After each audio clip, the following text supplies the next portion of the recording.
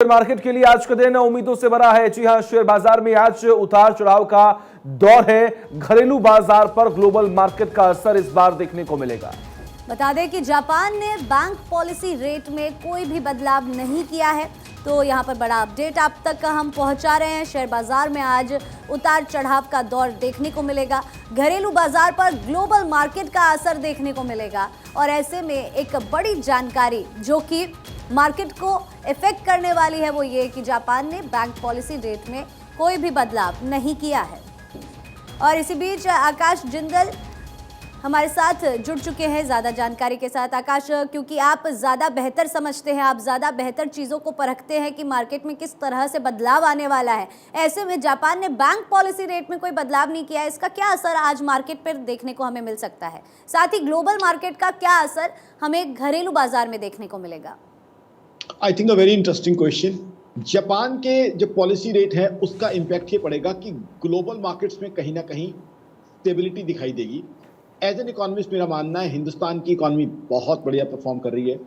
आज से 3 महीने पहले मेरी ऑर्गेनाइजेशन akashjindal.in ने बड़े नेशनल चैनल्स पे ये प्रेडिक्ट किया था कि पाकिस्तान की इकोनॉमी बहुत बुरे खस्ता हाल हो जाएगी और वहाँ बहुत दिक्कतें आएंगी। उस समय बात भी की गई थी कि इकोनॉमिस्ट आकाश जिंदल ये चीज़ें कैसे कह रहे हैं, लेकिन आज वो आपकी चीज़ें सामने हैं। सिमिलरली चाइना का भी मैं बता रहा हूँ, चाइना की जीडीपी ग्रोथ भी अब मात्र 3% आई है। तो कहीं ना कहीं दिख रहा है कि हमारे पड़ोस की इकोनॉमीज कहीं ना कहीं बहुत घटिया परफॉर्म कर रही है, बहुत इन्फीरियर लेवल पे परफॉर्म कर रही है। इसका मतलब क्या है?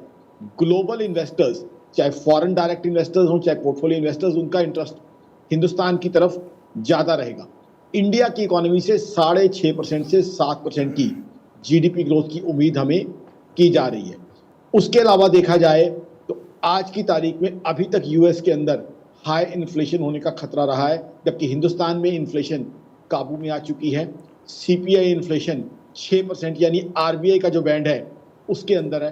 तो कहीं ना कहीं इंडिया की इकोनॉमी से ऑन अ रेगुलर बेसिस अच्छा न्यूज़ फ्लो आ रहा है, जबकि हमारे पड़ोसी मुल्कों से आज से करीब 1 साल पहले हमने देखा श्रीलंका में क्या हालात हुए थे, अब पाकिस्तान में बहुत बुरे हालात हैं। चाइना की जीडीपी ग्रोथ गिरी हुई है, चाइना में होम सेल्स का डेटा भी नेगेटिव आ रहा है।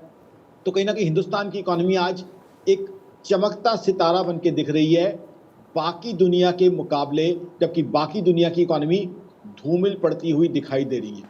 तो ऐसे में इंडिया की इकोनॉमी में इन्वेस्टर्स चाहे इक्विटी में हों, चाहे रियल एस्टेट में हों, चाहे डेट में हों, मुझे उनके लिए बहुत अच्छी उम्मीदें लग रही हैं।